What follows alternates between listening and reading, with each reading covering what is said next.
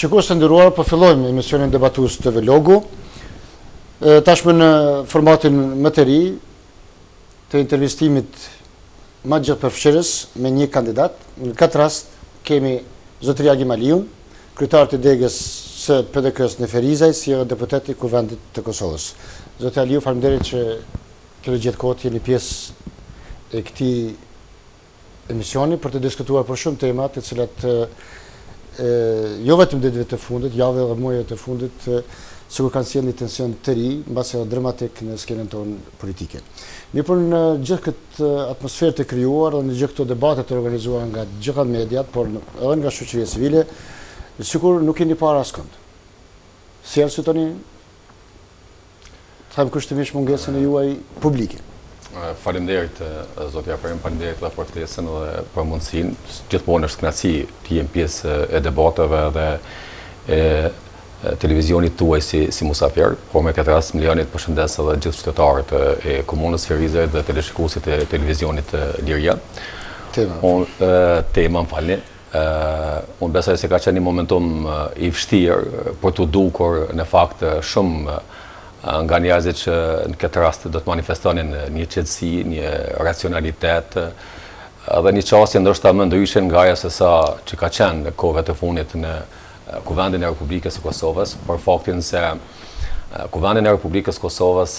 dhe në përgjithësi jetën politike dhe publike e ka dominuar më shumë gjëra që nuk do duhet ta dominonin dhe sikur nuk ka pasur frymë dhe sikur nuk ka pasur hapësirë që të dominoj racionaliteti dhe gjuha që do të kontribonte në këtë drejtim, për faktin se tashme është ndryshuar diskursi politik në vend që të avancojë, ne praktikisht e kemi degraduar një gjë të tillë. Dhe këtu duhet potencoj faktin respektivisht momentin kur në vend që të avancojë në fakt ka shkuar prapa, dhe këtu është një lloj paradoksi që në fakt ka ndodhur, për faktin se ne kishim një proces zgjedhor kredibil, një proces i cili u vlerësua që nga mekanizmat kombëtar, që nga mekanizmat ndërkombëtar, e kam fjalën për procesin e zgjedhjeve të 8 qershorit, një rezultat i cili u pranua nga të gjithë, për faktin se vërtet kishte nevojë Kosova të kishte zgjedhje të mirëfillta, zgjedhje demokratike, vullnet të lirë të qytetarëve dhe kjo ndodhi dhe kjo u pranua. Por pastaj ato që pasuan pas 8 qershorit, sikur i dha një kohje tjetër dhe sikur i dhan një frymë krejtësisht tjetër atij suksesi që u shënua si rezultati një pune dhe angazhimi të përbashkët të gjitha partive politike, po të gjithë aktorëve tjerë që janë pjesë e një procesi zgjedhor. Në këtë ndryshim pak a shumë të them të diskursit apo të ashpërsim të diskursit politik mes faktorëve politik shqiptar, a konsideroni që përgjegjësia e bie vetëm opozitës apo sa është përgjegjësia edhe opozita? Për arsye se padasht të predikoj qëndrueshmërinë e tezave të opozitës, por as atë të pozitës, domethënë rezultatet e bisedave, negociatave që ka zhvilluar opozita, duhet të nisë vetëm nga një aspekt, derisa opozita ka qenë shumë e zëshme në gjitha format, qofshin publike, qofshin në formë të protestës, apo edhe të bllokimit të kuvendit. Në anën tjetër sigurisht është pas sikur pozitës i ka vetë mjaftuar rezultatet e negociatave dhe nuk ka shpejtuar të bërë asnjë mbrojtje të procesit të arritur të bisedimeve. Nga cilat bisedime opozita ka nxjerrë si dy teza për të kontestuar, qoftë në aspektin e legjitimitetit, qoftë në aspektin e cënimit të kushtetutës. Unë në fakt desha të them që ka ndikuar çështje të mëhershme për të ardhur tek kjo dita e sotshme e një delegjitimimi, siç po e quhuni ju, në fakt nuk ka një lloj delegjitimimi sepse të gjitha institucionet që kanë buruar nga 8 qershori kanë buruar nga një vullnet i qytetarëve dhe pastaj u zgjedhën një kuvend dhe si rezultati i atij kuvendi pastaj janë zgjedhur edhe institucione të tjera. Po isha duke folur për disa në thojza standarde apo në thojza një lloj diskursi politik publik i cili ka ndryshuar nga më parë, për faktin se ne jemi shuar si shoqëri dhe si institucione që e kemi njohur legalitetin dhe legitimitetin. Dhe paradoksin që desha ta shpjegoj ishte fakti se ne më parë kishim zgjedhje ndoshta të papranuar edhe që ishin vërejtje shumë mekanizmave kombëtare dhe ndërkombëtare, por megjithatë kishin pranuar si të tilla dhe si rezultati i saj kishin pranuar edhe institucionet që ishin dalë prej saj. A mund të themi se gradualisht përshasëm në sindromin e Shqipërisë në aspektin politik? Po politik? pikërisht për atë thash se në momentin ku ne do duhej të avanconim me tutje, pasi që kishim një proces zgjedhor të mirë dhe si rezultati i saj të dilin edhe institucione edhe më me kredibilitet të shtuar, na ndodhi e kundërta. Dhe ky është ai paradoksi dhe ky është ai ndryshimi, respektivisht krijimi një lloj standardin, kuptimin që të pretendoj të delishtimoj organet e dolera me këtë rast dhe të fut në sistem një lloj diskursi që për mua është i papranueshëm për faktin se nuk mund të mos pranosh një rezultat i cili ka dalur si rezultati i një procesi zgjedhor të mirëfillt dhe si rezultati i një vullneti të lirë. Edhe diskursi i tillë ka çuar në një mohem të tërësishëm, të tërë sistemit, të gjithë shoqërisë, të gjithçka që në një farë forme është ndërtuar së bashku. Mohemi i cili ka çuar deri te ato sa çdo institucion nëse nuk vepron karshi në interesit caktuar të një grupi të caktuar apo të një partie apo subjekti politik të caktuar, më njëherë është kontestuar se gjëja është i njanshëm apo me shprehje të tjera apo me diskurse të tjera. Unë mendoj se kjo është ajo diçka që i ka ndodhur keq edhe realisht në këtë pikpamje pozita është treguar defanzive, dash e marrim shembullin edhe të partisë time, po edhe të Lidhjes Demokratike, sepse kanë munguar në shumë debate, sikur u imponuan në agjendën që bëri opozita dhe shpesh nuk kanë dalur para opinionit dhe në njërin prej vërtetave kryesore, qoftë edhe personale, qoftë edhe kolektive ndaj grupit të deputetëve të Partisë Demokratike, po edhe grupit të deputetëve kolegë të Lidhjes Demokratike, kemi pasur se ne megjithatë kemi munguar në pjesën që duhet të sqarohet opinioni, që duhet të sqarohet qytetarë lidhur me temat të cilat janë ngritur dhe që janë ngritur në formë të kauzave dhe praktikisht ata kanë dominuar debatin dhe praktikisht qytetari i ka pranuar si të tilla në shumicën e rasteve. Dy tezat qendrore të opozitës, apo më mirë të them dy probleme që ajo i ngritën e tezat e veprimet e vet, ishte demarkacioni dhe formimi i asociacionit të komunave me shumicë serbe. A konsideroni që ata kryesisht këto dy teza kanë mbështetur si veprime antikushtetuese, mos them edhe antikombëtare, kurse në anën tjetër a konsideroni që ka qenë një instrumentalizim i këtyre dy tezave dhe një reduktim i tmerrshëm i çdo aspekti tjetër politik në vend, dhe shndrimi i tyre në parime bazë politike të veprimit të tyre? Çka ka mund të bën, siç ha thënë ju, çka ka mund të bën në këtë aspekt pozita më tepër? Unë mendoj që ka një shmangje të agjendës të vërtetë e cila do duhet të ishte pjesë e institucioneve qendrore të Republikës Kosovës, qoftë Kuvendit të Republikës Kosovës, qoftë edhe organeve ekzekutive të saj apo edhe agjencioneve tjera që lidhen me Kuvendin dhe me Qeverinë e Republikës së Kosovës. Dhe ndoshta mënyra më e mirë për të shmangur pikërisht agjendën e vërtetë kanë qenë këto dy tema. Unë nuk kam mohuar dhe nuk mund të moj asnjëherë që këto tema janë të parëndësishme për Republikën e Kosovës dhe janë tema të parëndësishme për qytetarin e Republikës Kosovës. Por nuk do duhet të ishte qasja e tillë dhe a priori të gjykohej sikur u bë diçka në kuptimin e shitjes apo diçkaja që shpesh është cilësuar edhe si trafik kombëtar. Unë mendoj se ne duhet të shmangemi nga këta terma që fatkeqësisht po mbesin ende në vorbullën e termave ballkanik dhe të një gjuhë që është tipike ballkanike. Unë mendoj se do duhej praktikisht që këto tema të trajtoheshin në institucionin për cilin edhe jemi kompetent. A kanë bërë një paradoks të vetë derisa ne kemi negociuar me faktorën e jashtëm, ndërkombëtar, por edhe me Serbinë, një proces i brendshëm i negociatave ka mungu për negociatat. Shpreh në mënyrë paksa simbolike. Unë mendoj se necje të sqarimit të këtyre dy temave ka dobësi. Dhe pikërisht këtu qëndron edhe përgjegjësia e opozitës që në fakt pastaj opozita i ka shfrytzuar për të plasuar në mënyrën që siç i ka plasuar të qytetarit. Sepse është dashur që të sqarohet edhe opozita, ju e dini që në legjislacione të tjera ka pasur një sqarim të opozitës pas çdo vizite që është bërë në Bruksel dhe pas çdo marrëveshje që është bërë në Bruksel, pastaj ka pasur sqarim, respektivisht ka pasur njoftim të opozitës lidhur me atë se çfarë është bërë dhe çfarë nuk është bërë, apo çfarë edhe duhet bëhet në të ardhmen me marrëveshje, respektivisht me dialogun me shtetin fqin këtë rast të Serbinë. Mirë, po sikur kësaj radhe i ka munguar kjo pjesë e këtij angazhimi pozitës, këtë rast të protagonistëve të dialogut në Bruksel dhe kjo është shfrytzuar fatkeqësisht në mënyrë jo të mirë nga ana e opozitës për të shndruar pastaj në kauza kombëtare duke mos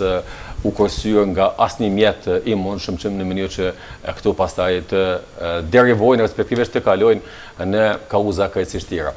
Esencialisht unë mendoj se ka pasur dhe është dashur të shfrytëzohet kjo mundësi, qoftë përmes debateve para se të ngritën apo para se të bllokohet Kuvendi i Republikës Kosovës, apo edhe përmes debateve të drejtpërdrejta me shtetarët, pasi që një kohë dhe ishte i bllokuar Kuvendi, apo përmes studieve të ndryshme televizive, mirë po është për të kritikuar ky veprim i pozitës për faktin se nuk ka qenë sot duhet transparente me shtetarën që thash, më mbje keq që megjithatë opozita e ka shfrytzuar, por nuk është dashur që realisht të ketë një qasje të tillë, sepse nuk ka qenë asgjë e mbyllur dhe në fakt edhe procesi që është zhvilluar pastaj ka dëshmuar se megjithatë nuk janë ashtu siç janë paraqitur nga opozita, por edhe nga pozita, por ka pasur diçka të ndërmjetme e cila ka mundur të sqarohet me proces, me dialog dhe jo që ne praktikisht të rrëshqasim në një terren i cili pas 15 vite, pas 16 vite të formimit të institucioneve, që e thamë dhe pajtohemi të gjithë në vend që të keshim një avancim të punës dhe të angazhimeve në institucione, fatkeqësisht ka qenë momenti më i vështirë institucioneve pas periudhës së pas luftës. Dhe pikërisht mendoj që është dashur pra të jetë edhe më fleksibile, edhe pozita në këtë rast, edhe qeveria, dhe jo që praktikisht të kemi një lloj ngërçi, po sigurisht se për të bërë konsenzusi dhe për të bërë më mirë gjithmonë nevojitën dy palë, por si duket ka munguar vullneti nga ana e të dy palëve. Po tashmë zot Aliu kemi një pasqyrë shumë të qartë të rrjedhës së ngjarjeve, me tym apo pa tym, me presion apo pa presione, ne tash kemi një presidentin e ri, pavarësisht për asaj se opozita sot ka dërguar në kushtetuese kontestimin për zgjedhjen e tij. Por po më intereson mendimi juaj shikuar edhe në aspektin partijak, për arsye se jeni edhe kryetari i degës së PDK-s këtu në Ferizaj. Shkurja zotit tha që në presidencë, sikur e vën para një sprove të re PDK-n, nisën nga fakti se çdo herë ikje liderëve, as më tepër liderëve që quhen apo që bartin përgjegjësinë e themeluesit, shpesh ai ka ditë të sjell tërmetin në partitë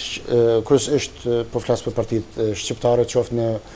Shqipëri, qoftë në Maqedoni, por kemi rastin edhe në Kosovë, kur ikja e doktor Ibrahim Rrugovës ka sjell të lashe brenda LDK-s. Si mendon, si do ta kalon këtë fakt PDK-ja me parasysh se parashikimet janë që zoti Kadri Veseli do të vijë në krye të PDK-s, nisën nga fakti se mbasi vjen njëri i cili ka më së pak të përvojë në organizimin strukturor të PDK-s, për arsye se ai ka takuar një strukturë tjetër, e cila shpesh në opinion edhe anatemohet si një strukturë jo shumë legale, siç ka qenë shiku. S'po dua të them që zgjedhja e presidentit të Republikës Kosovës, zotit Hashim Thaçi, ka treguar që në fakt kauza e opozitës ka qenë se si pengohet procesi i zgjedhjes së presidentit të Republikës Kosovës, dhe duke penguar, respektivisht duke pamundsuar zgjedhjen e presidentit të Republikës Kosovës të realizohet kauza tjetër, jo dy kauza. Më leja një shkputje, a konsideroni që opozita këtë ka bërë vetëm për shkak personalitetit zotit Thaçi, apo nëpërmjet tij apo zgjedhjes së tij ka dashur faktikisht të jetësoj qëllimin e realizimit të dy tezave që është thirrë dhe tash edhe shkurën e zgjedhjes? Unë mendoj që më shumë se sa racionalitet dhe manifestim institucional, kohëve të fundit ne jemi duke parë manifestime personale dhe agenda personale, pa shmangur secilin në këtë proces. Dhe kjo është fatkeqësia që është duke ndodhur në përgjithësi në jetën publike dhe politike të Republikës Kosovës, ku më shumë njerëzit janë duke u munduar të ndërtojnë skema personale se sa që të realizojnë jetë të mirëfillt dhe përgjithësi të mirëfillt të publike dhe agent të mirëfillt qytetare. Dhe prandaj edhe tashmë era që kemi një shmangje dhe prandaj ka qenë kohë jo e racionalitetit politik, por njerëzit që mund të jenë më racional në këtë kuptim. Dhe është zgjedhur tash zoti Thaçi si atëherë si kandidat tash si president i Republikës që të pamundsohet zgjedhja e tij për të realizuar pikërisht disa meri, disa inate të së kaluarës në mënyrë që pastaj të derivojnë në procesin zgjedhor për të kërkuar edhe një herë fatin e tyre politik në një proces zgjedhor në emër të atyre dy kauzave. Po ne sikur po harrojmë që ndërtimi i kauzave po zhvlerësohet duke krijuar një të re. Juve ju kujtohet që në vitin 2014 ne kemi pasur dy kauza të ngritura nga opozita. Njëra ka qenë dorëheqja e ministrit Jablanović dhe tjetra ka qenë çështja e Tripçës. Kemi dëgjuar ndonjëherë në debate që nga janari vitit 2014 çështjen e Tripçës. Është diskutuar ndonjëherë nga opozita dhe nga cili do dhe nga ne si pozit çështja e Tripçës. Pra, këto janë ato temat, këto janë ato kauzat që po krijohen dhe po mbetemi në një lloj çarku vicioz dhe po mbetemi tek këto kauza pa u marrë me agendën e vërtetë dhe pa u marrë me interesin e vërtetë qytetar. Sigurisht se do të vijë tash shumë shpejt çështja e ligjit për Tripçën, po ne deri tash nuk kemi marrë me çështjen e Tripçës, dhe praktikisht po i bie sikur këto po shndërrohen në kauza ditore dhe praktikisht po mungon një çështje dhe një politikë dhe një vizion afatgjatë për të ndërtuar institucionet, për të punuar me një agendë dhe me një plan të caktuar. Dhe fatkeqësisht kjo nuk është diçka e re për Republikën e Kosovës, kjo nuk është diçka e re për Kosovën përgjithësi, sepse sikur çdo herë po na mungojnë planet, idetë, po edhe strategjitë e qarta se ku do të jemi në 2016, ku 2017, po më shumë po nënshtrohemi në agenda se sa po krijojmë agenda. Më shumë po nënshtrohemi kauzave të tilla se sa po krijojmë kauza tona. Domthon praktikisht gjithë secili po jep kontributin në mënyrë që më shumë të pengoj zhvillimin edhe ecjen e Republikës Kosovës se sa në fakt ta zhvilloj. Dhe ju tashmë e dini që pikërisht u kanë qenë edhe arsye që sot është dëmtuar shumë imazhi i Republikës Kosovës, sepse skenat që i kemi parë për gjatë këtyre 18 muajve në formimin e këtyre institucioneve vërtet kanë qenë skena të cilat jo vetëm që nuk kanë qenë të pranueshme për opinionin e brendshëm dhe për qytetarët e Republikës Kosovës, por kanë qenë skena të papranueshme edhe për opinionin ndërkombëtar, sepse ne jemi një lloj investimi i përbashkët. Ne nuk mund shumë i vogël ka çënimit të suverenitetit dhe të integritetit të vendit. Ne nuk mund bëjmë se hir edhe dukemi sikur ne kemi bërë gjithçka këtu vetëm. Ne kemi qenë dhe mirë që jemi edhe sot partner dhe kemi mes të tillë ndërkombëtar që na kanë mbështetur dhe që vazhdojnë të na mbështesin. Çfarë do të ndodhte sikur ne të humbim këta partnerë? Dhe ne vërtet duhet me një racionalitet ta shohim këtë çështje. Dhe jo që 18 muaj të Kuvendit të Republikës Kosovës ne i kemi 2 bllokada. Kemi pasur bllokadën gjatë vitit 2014 6 mujore dhe bllokadën e dytë tash po ashtu e kaloi 6 muaj. Pra nuk i kemi 18 muaj, 20 muaj të plot të Kuvendit të Republikës dhe ne praktikisht e kemi mbi një vit me blokada. Dhe kjo është agenda e qytetarëve, nëse është kjo agenda e qytetarëve, atëherë po vazhdojmë ne me tym, me gaz, me molotov dhe çfarë do të marrë institucionet për të çfarë përfitime do të ketë qytetarët. Po mendoj që situata e zgjedhjes së presidentit të Republikës Kosovës do të qetësoj paksa situatën. Kjo nuk varet vetëm nga pozita në këtë rast, po varet nga opozita, po unë besoj se presidenti do të marrë një rol të ri, sepse presidenti gjithmonë ka treguar një dinamizëm më ndryshe se sa aktorët e tjerë politikë, dhe unë besoj se ka dhënë edhe shkëndijat se mund të ketë. Çfarë mendoni që zoti thotë që mund ta shpreh rolin e vet në unitet qoftë jetës politike, po faktikisht që del për përshkrimin e detyrës nga kushtetuta se ai do ta shprehë unitetin e popullit, kur në esencë ai është zgjedhur në një proces shumë të kontestueshëm. Unë mendoj se gjërat që nuk na bashkojnë duhet t'i lemonësh, po duhet parë gjërat që na bashkojnë. Dhe unë mendoj se duhet kemi çështje të bashkimit, të unitetit dhe të së ardhmes së Republikës dhe të së ardhmes së qytetarëve. Dhe unë mendoj se edhe vetë presidenti edhe vetë opozita, po edhe opozita duhet të reflektojë në këtë pikë. A shpresoni se ky mandat mund të kthehet jetës dhe ritmit normal të punës? Unë mendoj se gjithmonë politikë dhe vetë politika është kompromis dhe duhet bërë përpjekje që të bëjmë kompromise të tilla. E tham përpjekja e opozitës ka qenë se si të pamundsohet çështja e zgjedhjes së presidentit dhe që me një automatizëm do të shkonim në zgjedhje të reja, pasi që kjo nuk ka ndodhur dhe ka ndodhur zgjedhja e presidentit, tashmë duhet të nënshtrohemi në një agjendë të re dhe në një çështje të re dhe në një fleksibilitet edhe të pozitës edhe të opozitës në mënyrë që të gjejmë një gjuhë të përbashkët, një dialog të brendshëm në mënyrë që të bëjmë një agjendë vërtet të qartë edhe për 2 temat të cilat janë tash një kohë të gjatë ngritur nga opozita, edhe për çështjen e asociacionit, edhe për çështjen e demokracionit, që dekretin nga qeveria të jetë në harmoni me kushtetutën e Republikës, jo me gjermat, jo me... Po, këto 2 tema do të përmbyllen në aspektin e një konteksti politik, apo vetëm në aspektin e interpretimit ligjor? Unë mendoj se kemi një organ, gjykata kushtetuese, që më në fund u pranua edhe nga opozita se mund të marrë vendime të pavarura dhe tashmë ju ka lënë topin në duart të qeverisë që të bëjë dekretin për çështjen e asociacionit, dekret i cili duhet të shkojë sërish në gjykatën kushtetuese, dhe mendoj se këtu nuk duhet të ketë asgjë kontestuese. E njëjta çështje është edhe çështja e demarkacionit, të cilat shkon me automatizëm, domethënë. Absolutisht, është pjesë edhe vetëmarrëveshjes ka qenë që duhet të dekreti të shkojë në gjykatë kushtetuese pavarësisht asaj çfarë janë parimet e asociacionit. Me rëndësi është që dekreti do të jetë në harmoni të plotë me Kushtetutën e Republikës Kosovës dhe është mirë që ka ndodhur një aktgjykim i gjykatës kushtetuese për të treguar se çfarë nuk duhet bërë në dekretin të cilën duhet bëjë qeveria. Edhe çështja e demarkacionit është një çështje që zotë Aliu, para se të kalojmë temat mbas edhe komunale, vetëm e paralimruam për shikuesit tanë që të fletni se sa me çfarë lehtësie, po më ndoshta si parashikoni ndrimin e leadershipit brenda PDK-s. Unë mendoj se Partia Demokratike për vite sa ekzistenci Partia Demokratike, tashmë jemi në vitin e 17 të ekzistencës si Parti Demokratike, kemi ndërtuar struktura, kemi ndërtuar leadership stabil, leadership të qëndrueshëm, i cili është garant se Partia Demokratike do të jetë parti e fuqishme, parti me kredibilitet dhe parti me përkrahje të gjerë qytetar. Kjo nuk do të thotë që ne duhet të vazhdojmë me një avaz të njëjtë, ne sigurisht se na duhet të ndryshim dhe ne duhet punuar për ndryshimin, sepse Partia Demokratike gjithmonë ka qenë dhe do të vazhdoj të jetë e hapur për kuadrat e reja, për rinin në mënyrë që të sigurojë perspektivë edhe vendimare sa më të gjerë edhe për ata. Sigurisht se kjo do të mbetet të shurtohet edhe në organet drejtuese të Partisë Demokratike dhe në javën e ardhshme kemi edhe një takim të Këshillit Drejtues të Partisë Demokratike ku do të bisedojmë për çështjet programore dhe për çështjet të së ardhmes së Partisë Demokratike. Kryetari do të Këshillit Drejtues, do të zëvendës kryetari do ta merr automatikisht postin apo mbasi do të hapet gara brenda PDK-s? Jo, do të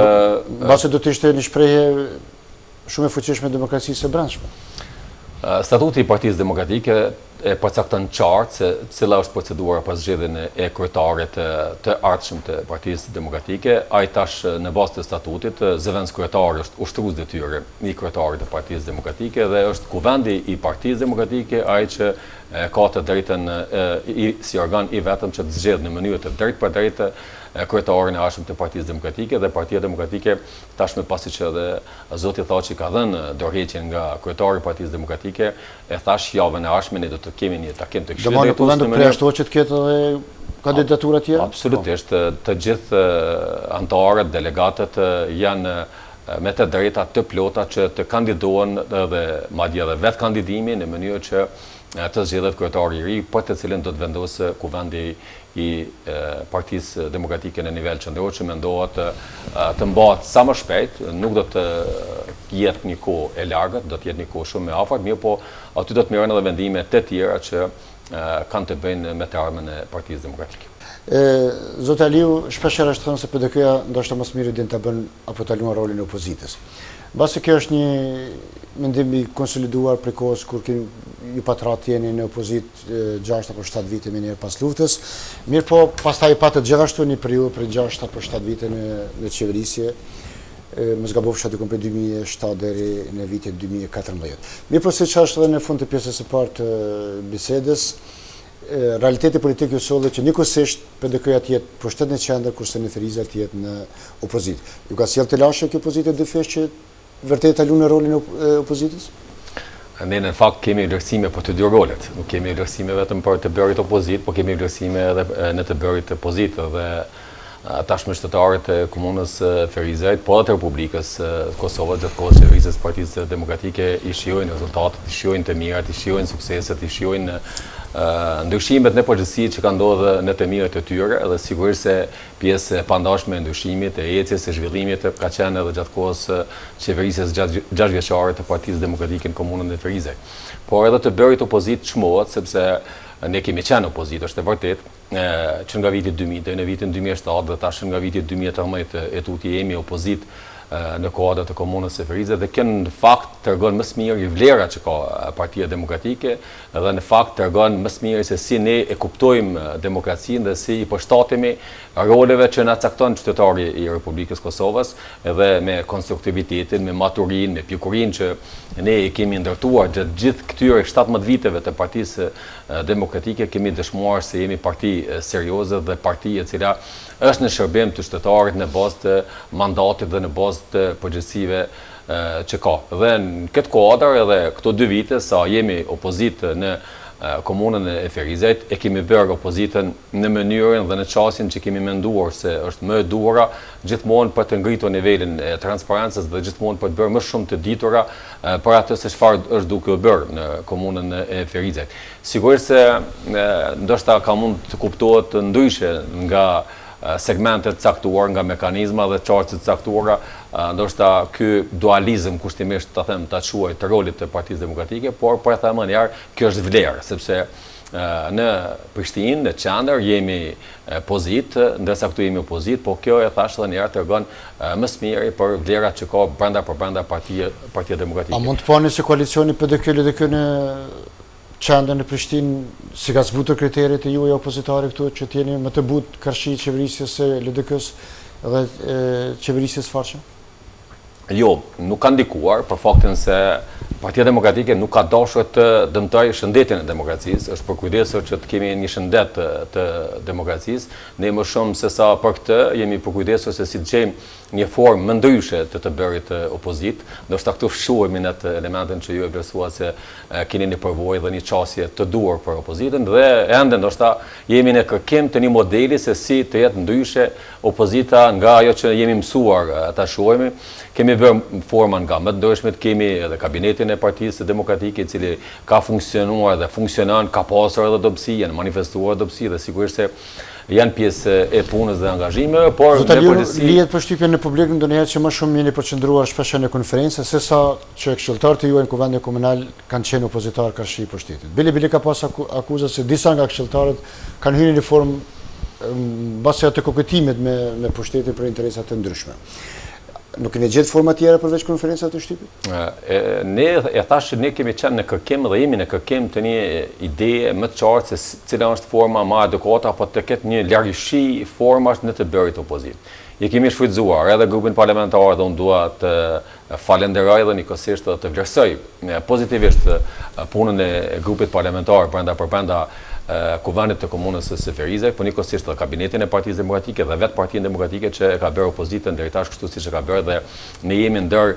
degët opozitare në nivel të Republikës Kosovës që jemi vlerësuar edhe nga mekanizma të tjerë dhe shoqëria civile në përgjithësi që jemi prej degëve më aktive. Mirë po, roli ynë konstruktiv që mund të manifestohet në ndonjë rast, në ndonjë mundësi, cila do të qoftë ajo, ose përmes konferencës poshtim, ose përmes grupit parlamentar, nuk do të duhet që të keq interpretohej apo të interpretohet si një lloj koketimi. Dhe mua më bie keq që ndoj çësje e tillë është kuptuar kështu që në fakt nuk ka qenë qëllimi dhe nuk është qëllimi ky, por ne e kemi përshëndetur dhe do e mbështesim gjithmonë një opozitë dhe një konstruktivitet që ne duhet ta bëjmë në kuadër të institucioneve ku ne participojmë. Detyra e opozitës nuk është vetëm të kritikojë, detyra e opozitës është edhe të përkrahë idetë e mira, por njëkohësisht edhe të japë idetë e mira. Dhe ne të gjitha e kemi bërë. E kemi bërë edhe kritikën kur është dashur ta bëjmë, e kemi përkrahur edhe idenë e mirë kur është dashur ta përkrahim një ide të mirë, por edhe kemi dhënë një ide kur është dashur ta japim një ide. Pra, jemi munduar në këto 3 pika kushtimisht të them që ta bëjmë opozitë. Mua më vjen keq që nuk është kuptuar drejt nga pushteti kjo çësja jon, por kundazi që është keq kuptuar dhe ndonjëherë ka dashur që të bëhet e barazvlefshme opozitarizmi jon me molotovët, që asnjëherë nuk ka qenë dhe nuk është çësje e Partisë Demokratike, sepse Partia Demokratike të shprehjem në gjuhën popullore ka thënë dhe thotë nuk bëhet nami pse ne kalojmë në opozitë. Dhe absolutisht edhe në nivelin qendror dhe në nivelin lokal nuk bëhet asnjë nami pse ndryshojnë raportet kuptimin pushtet opozitë. Por kundazi është e shëndetshme. Konkretizojmë disa aspekte praktike që kanë gjatë, duhet ta kuptojmë këto si shumë të mirë. Për shembull, është e vërtetë që ju keni bllokuar një farforme iniciativën e zotit Sfarqa për ta formuar drejtorinë e inspektoratit. Por në anën tjetër keni votuar ndryshimin e kritereve urbane edhe planeve rregulluese për të kthyer më vonë, për të kritikuar ato kur pas 6 muajve këtë probleme u kthyen nga Ministria e Mjedisit dhe doli se ato plane apo më mirë të them ka pas shkelje të procedurave gjatë rivedimit të atyre planeve. Pse ju ka penguar që ta ndryshoni statutin e komunës për ta rikthyer drejtorinë e inspektoratit kur në sens edhe kohën kur keni qenë kryetar, edhe kohën e Sfarqës, por edhe më herët, po del që drejtoria e inspektoratit asnjëherë nuk e ka marrë fuqinë e vet të vërtetë. Thjesht për të parandaluar shumë prej dukurive negative që kanë ngjanë në qytet. Kurse në anën tjetër, vetëm pas reagimet e ministrisë, ju i keni bashkangjit reagime për revedimin e planeve. Jo, zotë Javrime, dini tashme që unë jam me një përvojë gjatë dhe bashkë kemi qenë në angazhime, pavarësisht që angazhimet e juaja kanë qenë si gazetar, si shoqëri civile, ndërsa angazhimet e mia kanë qenë në kuptimin e drejt për drejt edhe në rolin e opozitës që po. Edhe ju e dini që kam një përvojë gjatë në aspektin lokal. Dhe pikërisht duke u shërbyer me përvojën time, unë kam menduar se ndryshimi i statutit të maspari është bërë në kohën time. Edhe pikërisht unë kam menduar dhe vlerësuar se nuk duhet të ekzistojë drejtoria e inspeksionit, sepse kam parë që është jo funksionalizim dhe jo lidhje organike në mes resorëve të caktuar kuptimin e dhënies llogari të punëve që bën. Prandaj edhe janë shpërndar. Pra e njëjta punë është vetëm po mungon një drejtor. Është shumë më mirë për shembull që inspektori sanitar ose inspektori i bujqësisë të jap përgjegjësi për punën dhe angazhimet që bën në kuadër të drejtorisë përkatëse dhe jo që të grumbullohen në një drejtori. Por mendoj se angazhimi i kryetarit komunës nuk ka qenë në kuptim të kësaj, por ka qenë në kuptimin e kundërt, më shumë në kuptimin e një politike që është duke përcjellë në vazhdimsi qeverisjen lokale, në kuptimin e rehatimit të njerëzve të caktuar partijak, militantëve partijak, se sa vërtet për të shërbyer në kuptimin me institucione për qëllim të shtetare. Pra, më shumë ndryshimi i statutit të komunës së Ferizajt ka qenë për të shërbyer një individi. Unë mendoj se nuk është çështje reale dhe nuk është çështje drejt ku ti një mekanizëm të tërë, çfarë është kuvendi i komunës së Ferizajt, ku kërkohen 2/3 e votave. Nuk kemi nisur nga çështja e bojkotit të një. Absolutisht. Më shumë është çështje e një që do të krijonte një situatë të mëparshme, një situatë të jo funksionaliteti. Dhe kjo është arsyeja që nuk funksionojnë inspektorët. Shumë më mirë ka qenë që të vazhdohet me statutin që ka qenë, sepse ju e dini kemi formuar drejtori që sot po punojnë mirë në kuptimin që si ndarje e përgjegjësive, drejtoria e zhvillimit ekonomik është njëra prej ndarjeve, drejtoria e financave është njëra prej ndarjeve që unë i kisha menduar dhe është bërë, dhe është miratuar. Dhe njëjta gjë do të funksiononte edhe me ndarjen e përgjegjësive si inspektor. Mirë, po esencialisht domosdoshmë nuk ka qenë sinqert pe kryetarit ky ndryshim, por më shumë ka qenë manipulim edhe për kuvendin edhe për gjithë të tjerët vetëm që t'i bëhet vendi një militantit të tyre. Sa i përket çështjes së dytë, çështjes së urbanizmit, ne e kemi mbështetur për faktin se sa kam qenë kryetar komune, unë kam pasur një takim me komunitetin e ndërtimtarëve dhe unë e kam pranuar kërkesën e tyre, që është kërkesë e drejtë që të ndryshohet koeficienti i ndërtimit, sepse vërtet për një qytet të madh, një qytet gjithnjë me urban se sa që ishte dikur siç është Ferizaj, nuk është e drejtë që të ketë një koeficient kaq të ulët të ndërtimit. Mirë, po ne nuk marrim përgjegjësinë për ndryshimet që janë bërë në mënyrë të palishme, respektivisht për atë se kuvendi është vurë në lajthitje. Shpesh ka pasur debat se kush e vuri, apo shpesh janë thirrjet edhe të kryetarit se ky është vendim i kuvendit komunës. Është e vërtetë që është vendim i kuvendit komunës, po për marrë tash edhe analogjin edhe në nivel të Republikës. Ligjet, sponsorizues i ligjeve, sponsorizues i vendimeve, sponsorizues janë organet ekzekutive, ndërsa përgjegjësinë e vendimarrjes e kanë organet legjislative. Pra, përgjegjësia për ecjen jo ligjore të vendimeve për zonën 1 dhe 8 është përgjegjësi e kryetarit komunës, i cili ka vënë në lajthitje praktikisht kuvendin e komunës dhe pastaj në të njëjtën kohë dhe e ka akuzuar se probleme tjera. A keni një zgjidhje që mund të thoni cila do të ishte zgjidhja më e mirë për të dalë nga kjo lëmsh urban që jemi futur? Unë mendoj se zgjidhja është në përputhje që duhet të jetë me ligjin, në harmoni edhe në diskutim me ministrin. Nuk është në harmoni me realitetin që është krijuar ndërkohë. Kto është problemi pastaj si t'i afrojmë kjo do të kërkojë një kohë. të gjatë, edhe legalizimi i ndërtimeve, edhe çështja e planeve regulative kërkon një kohë të gjatë, kërkon edhe një durim, kërkon edhe një sakrificë, dhe nuk është çështja as e mandatit të kohësime, as çështja e mandatit të zotit Sfaqa, as e mandatit pasues pas zotit Sfaqa që mund të zgjidhet, sepse është krijuar ky boshllëk për një kohë të gjatë dhe sigurisht se nuk mund të zgjidhet për një kohë afashkohet. Po me rëndësi është që çdo hap që bëhet të bëhet në drejtimin e duar. Dhe ky hap që është bërë tash nuk është bërë në drejtimin e duar për faktin se nuk janë respektuar afatet kohore ligjore që kanë të bëjnë me ndryshimin e planeve regulative të zonave e përkatëse dhe kjo pastaj ka krijuar edhe tirashe të tjera me të cilat do të ballafaqohet pushteti i jashtëm, jo vetëm ky pushtet aktual, po dhe pushteti i jashtëm sepse ju e dini që tashmë ka edhe ankesa dhe procese gjyqësore nga ana e operatorëve të cilët i kanë marrë lejet, sepse i kanë marrë lejet nga një institucion, këtë rast nga komuna dhe nga të njëjtët tash janë penguar dhe praktikisht këto procese rrezikojnë që komuna prapë të dënohet, sikur në shumë raste të tjera. Absolutisht, kjo është më e keqja që është duke ndodhur komunës së Ferizajt dhe detyrimet kontingjente do të jenë shumë të larta,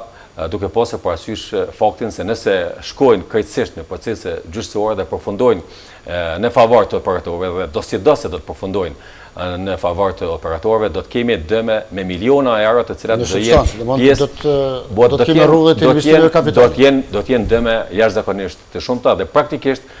mua më vjen keq që do të bëj një parashikim të tillë, por komuna e Ferizajt do të jetë në një kollaps nëse vazhdon kështu, për faktin se do të krijohen detyrime me miliona euro, sepse ju e dini që ka edhe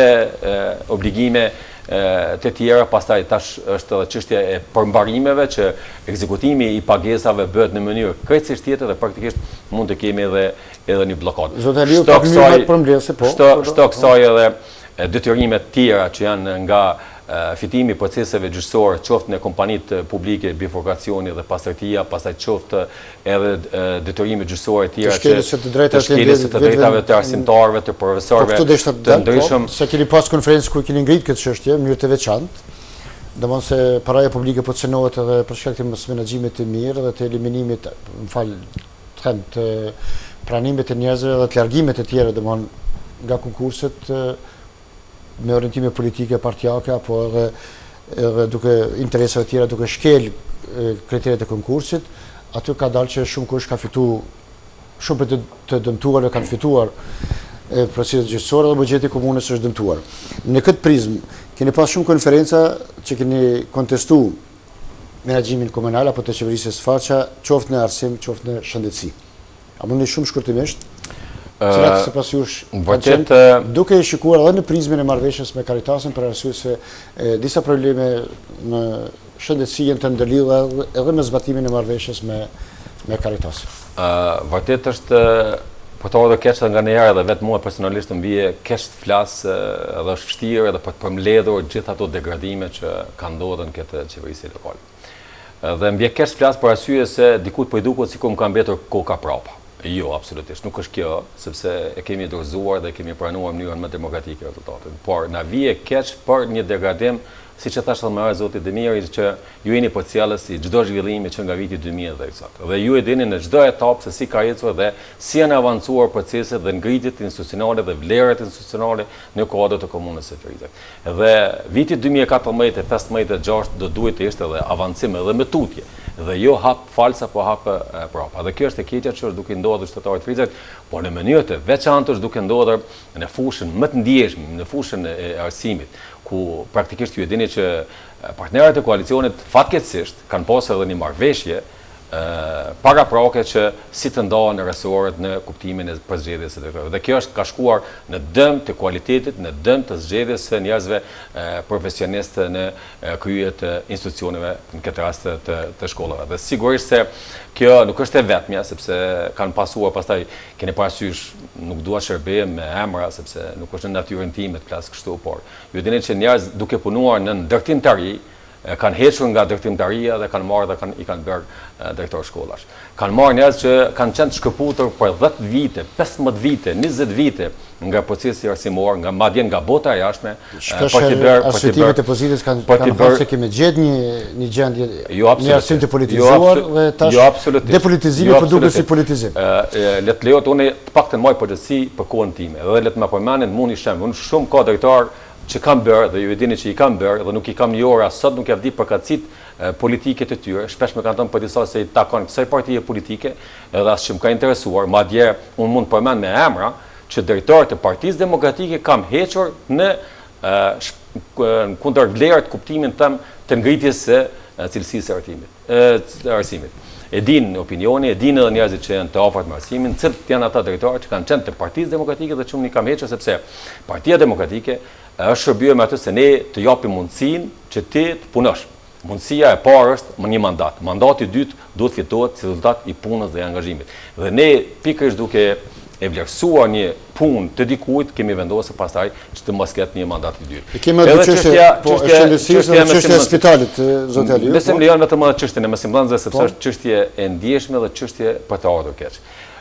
Vërtet është për të ardhur keq për faktin se ne kemi mësimdhënës që kanë punuar me dekada të tëra në arsimin ferizaris, madje ka disa që janë me afro 4 dekada dhe sot nuk i kanë normat e plota. Apo ne kemi një shpërndarje të normave të mësimdhënies, fjala po vije për 44 orë janë shpërndarë për të njëjtën land janë shpërndarë në 4 mësimdhënës. Dhe raste të tilla ka të panumërta dhe ky është një degradim jashtëzakonisht i madh që është duke ndodhur procesit arsimor. Mbas klasin tash që shumë shkojnë pa konkurse, gjërat e tilla, por është për të ardhur keq më shumë dikur zgjedhen njerëz jo profesionistë dhe ka ndarje të shumë normave që praktikisht vetëm sa po shtuar numrin e punëtorëve. E njëjta logjikë është ndjekur edhe sa përket çështjes së shëndetësisë, ku mua më vjen keq që një organizatë që aq shumë ka bërë për shtetin e Ferizaj, po në përgjithësi edhe për Republikën e Kosovës, Caritas Kosova e kanë degraduar, komuna e Ferizajt, jo Caritas Kosova, e kanë degraduar një proces thuaj që tash Caritas Kosova duhet shërbej vetëm si një anti-punësimit, si një BVI e punësimit për të rahatuar militantët dhe njerëzit që janë afër pushtetit. Unë mendoj se është degraduar qëllimi që ne i kishim bërë në fillim një kontratë, një marrëveshje me Caritasin, që ishte vërtet ngritja e cilësisë së ofrimit të shërbimeve qoftë në fushën sociale apo në fushën e shëndetit. Madje zoti Demiri kanë shkuar aq shumë njerëz që ata njerëz njihen më komod se njerëzit që kanë kontribuar me dekada të tëra, sepse njihen të fortë sepse pushteti u shndron prapa dhe ata pastaj edhe shpesh janë, si të them, jo me sjelljet më të mira, jo me sjelljet më edukative në institucionet të cilat kanë shkuar madje duke kesh përdorën kuptimin po them të asaj mbështetje. Zoti Aliu, kemi edhe rastin e investimeve kapitale, ende nuk kemi pa ndonjë. Vetëm më lejon edhe të dy fjalë të them se përket kompanive publike sepse është e njëjta çështje. Jo vetëm që janë duke humbur kontestet që do të kenë pasojë dëmtimin e buxhetit të komunës së Ferizaj, sado që unë po dëgjoj shpesh amnistimin e kryetarit të komunës sikur ai nuk ka asgjë në dorë në kompanitë publike, ndërsa çdo punëtor që shkon në kompanitë publike shkon në emrin e tij dhe ky është në tojë për të thënë sekret publik, por nuk është këtu problemi, sa është problemi se ato ndërmarrje janë duke shkuar drejt kolapsit sepse janë bordet e palishme, ne ende nuk kemi bordet të ligjshme që janë aty pastaj edhe punësimet, tash janë me 10 njerëz që janë punësuar qoftë në kompaninë pastërtia, qoftë në kompaninë bifurkacione dhe kjo edhe stacionin autobusëve. Të gjitha këto në fakt janë dëmtim i këtyre kompanive dhe unë mendoj se nuk krijohen mundësi të punësimit përmes kompanive publike. Pas lajmeve të fundit, domthonë informacioneve të fundit, do të formohet një kompani publike për ambientin. Kjo ka qenë nismë në kohën tonë dhe është mirë të formohet, por nuk do të duhet të shërbente formimi i kompanisë ambienti vetëm për qëllime të punësimit. Unë mendoj se është e mjaftueshme që të shpërndahen ata. Do të shërben për ambientin, zoti Aliu?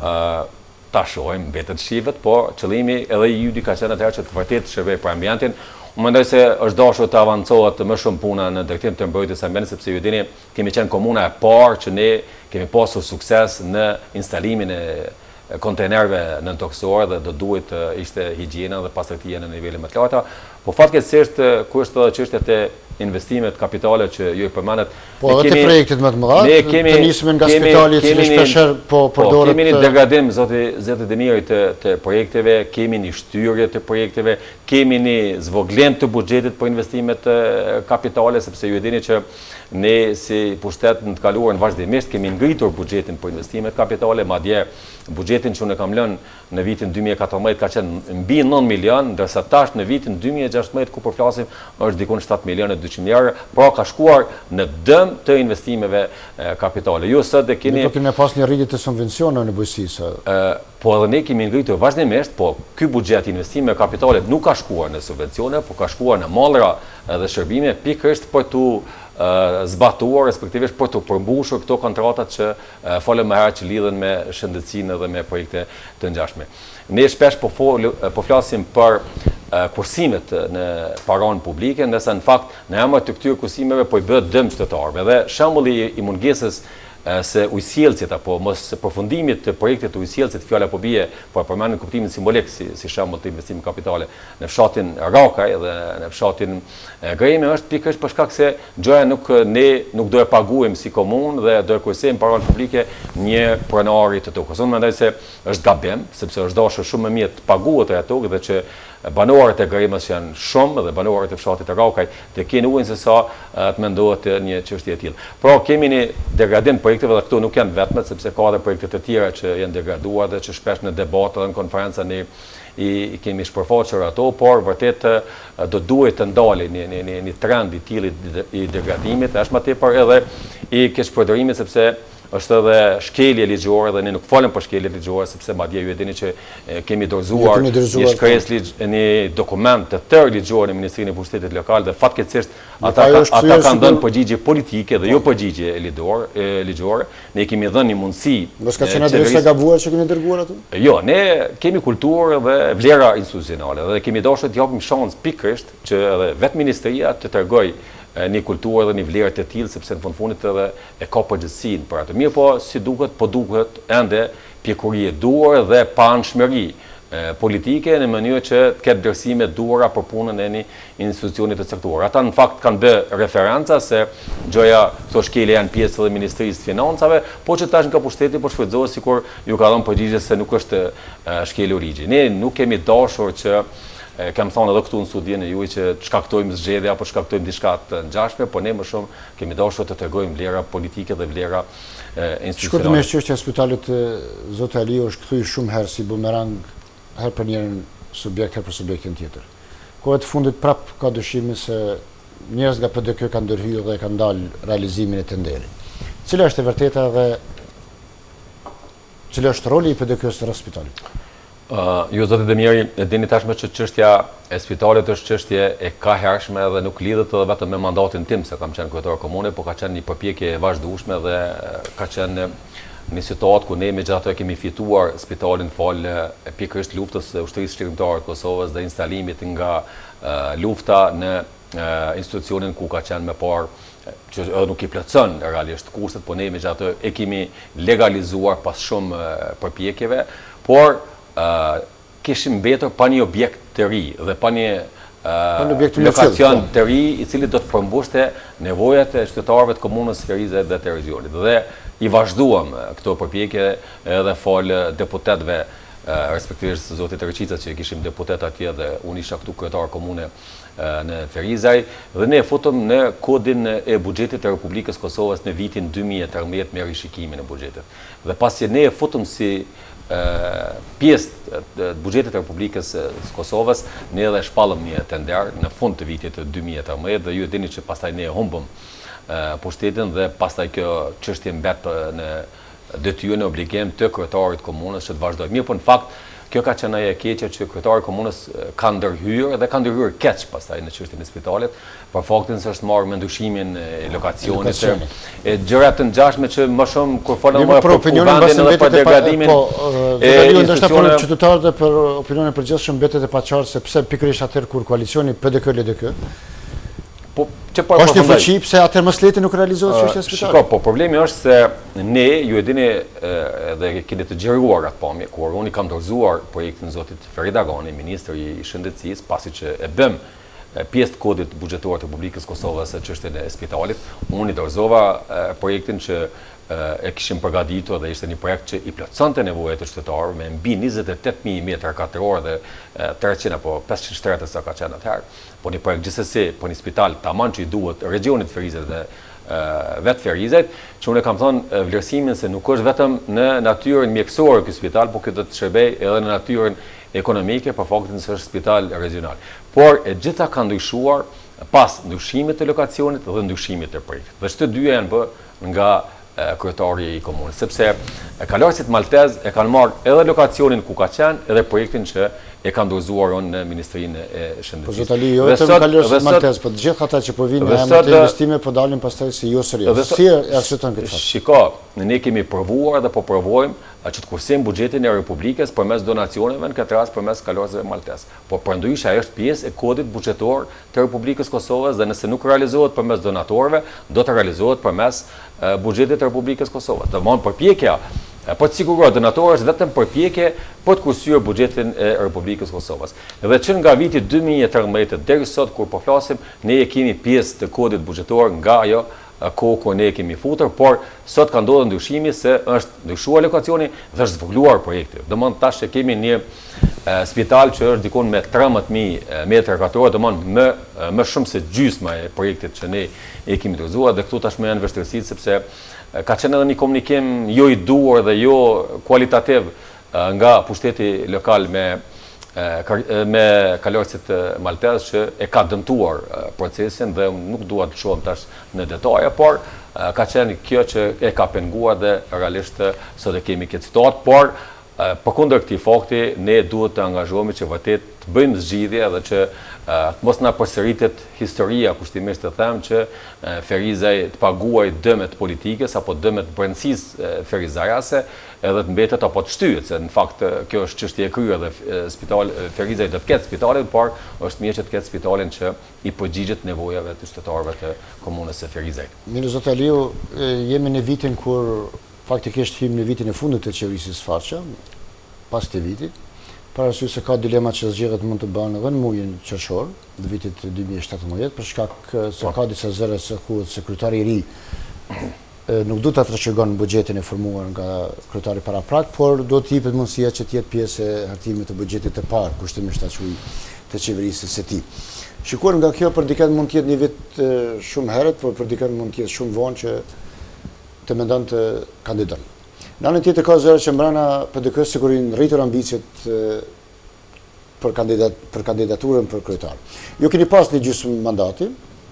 jeni kryetar aktualisht i degës së PDK-s në Ferizaj. Cila është gjendja reale brenda PDK-s për kandidatin e ri për kryetar të qytetit? Pora që dua të them është me ka ardhur mirë, pikërisht po i referohem sërish asaj përvojës lokale që do të duhej të shërbente kjo që zgjedhjet vërtet të jenë në pjesën pranverore sa i përket komunave, ndërsa sa i përket zgjedhjeve të përgjithshme. Vetëm se është më afër apo? Jo, edhe unë po tisha dhe unë kam kërkuar. Dhe shpesh kam dhënë mendimet e mia dhe idetë e mia edhe në ligjin për veçërisje lokale atë ku kam qenë mundësi të këto, por atë kur jemi këtu, ka diçka serioze në këtë temë apo? Është duke u bërë përpjekja dhe sigurisht është përpjekje e mia dhe kjo nuk është çështja që po lidhet me Ferizën, sepse ne kemi edhe pushtete në komuna të tjera kush Partia Demokratike, por ne po mendojmë cila është zgjidhja më e mirë dhe kjo është më e mirë pikërisht për arsye që dhe ju i përmendet se ti në fakt po hyn në një vizion të tjetërkujt, po hyn me një buxhet të tjetërkujt, një kryetari paraprak dhe është mirë që në maj, qershor, ne kemi fazën e bërjes së kornizës afatmesme buxhetore dhe pastaj kryetari i ri ka mundësitë e ndërhyrjes në kornizën afatmesme buxhetore dhe që praktikisht me buxhetin që e përgatit të jetë pjesë e vizionit të tij. Sa i përket zgjedhjeve që do të mbahen në vitin 2017, pra edhe një vit, Partia Demokratike gjithsesi se do hyj garës dhe do ta fitoj pushtetin, jo pse ne po e duam atë, por është kërkesë e sotshme e qytetarëve të komunës së Ferizaj, sepse tashmë janë lodhur nga kjo qeverisje, më mirë të them janë lodhur edhe nga mashtrimet elektorale që kanë ndodhur. Unë për veten time ende nuk kam menduar se atë do të kandidoj në zgjedhjet e radhës së vitit 2017, por kjo është shumë pak e rëndësishme, më rëndësi është që ne si Parti Demokratike do të kemi ofertën më të mirë për qytetarët e komunës së Ferizaj, sepse tash e kam ndryshuar diskursin në nivel qendror. Dhe sigurisht se do të kemi ofertën për qytetarët, sepse ne jemi dëshmuar që jemi më të mirët për qytetarët e komunës së Ferizajt. Humbja në vitin 2018 ka qenë një humbje aksidentale e Partisë Demokratike dhe kjo nuk do të ndodhë për faktin se qytetarët ju kanë mbetur koka prapa asaj qeverisje në kuptimin se vërtet kemi qenë qeverisje në shërbim të qytetarëve dhe jo qeverisje në shërbim të militantëve të saj. Pra është kërkesë e qytetarëve dhe unë besoj se vitit 2017 do jetë vit i fituarës së kandidatit të Partisë Demokratike. Mirë, zot Aliun, nëse s'keni përcaktuar diçka, këto do të ishte fundi i bisedës sonë. Unë ju falenderoj edhe një herë për mundësinë që keni dhënë që të folëm sot edhe për zhvillimet në nivel qendror dhe në nivel lokal, për faktin se vërtet kanë qenë tema shumë të rëndësishme, në mënyrë të veçantë për qytetarën e komunës Ferizë dhe për qytetarën e Republikës kanë qenë situata të cilat nuk i kemi dashur dhe nuk i dojmë si qytetar, por po besoj se tash do t'i përgjigjemi kërkesës qytetare dhe do të jemi pjesë e agjendës qytetare, por edhe pjesë e një debati të vërtet ku ne do të tregonim vlerat edhe partijake, edhe profesionale, edhe personale në Kuvendin e Republikës, por edhe në institucione të tjera, sepse deri tash ka qenë e pamundur që të shpërfaqemi me vlerat, por kur ka dhunë, kur ka skena të tilla çfarë kemi i parë për këto 18 muaj, është vështirë të shpërfaqen vlerat e vërteta të partive dhe vlerat të cilat do duhet të jenë pjesë e përfitimit qytetar. Mirë, faleminderit që kushtet nderuara, këtu është fundi i emisionit tonë. Faleminderit që na ndoqët dhe vazhdoni të qëndroni me TV-n. Faleminderit zot Eli. Faleminderit zot.